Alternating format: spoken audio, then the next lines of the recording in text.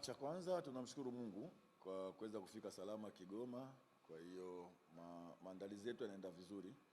Tunajua kabisa mchezo wa kesho hautakuwa rahisi kutokana na matokeo mazuri amekuwa akiyapata Mashujaa. Ni timu ambayo kutoka ameingia mwalimu mpya Jamhuri kweli ni timu ambayo haijapoteza. Kwa hiyo unaona jinsi gani ambavyo timu ambayo imekuwa ni ugumu, lakini pamoja na ugumu wao na ubora wao wote, sisi kama Simba tumejiandaa kabisa kuhakikisha tunapata matokeo katika mchezo wa kesho.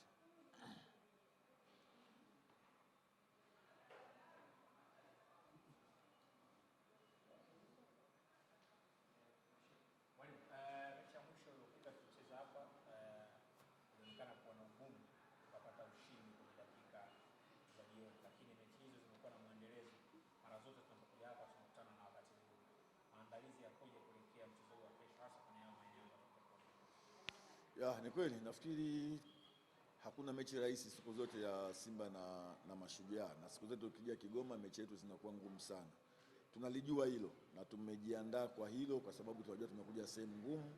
Pamoja na ugumu tutakutana nao kesho, tuhakikishe tunapata alama 3 katika mchezo wa kesho.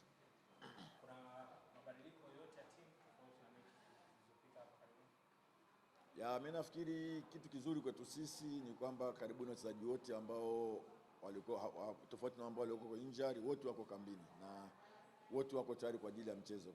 Ni swala sisi benchi la ufundi kuamua kesho wacheze nani na nani asicheze, lakini kitu kizuri ni kwamba karibuni wachezaji wote wako vizuri na wako kambini kwa ajili ya mchezo wa kesho.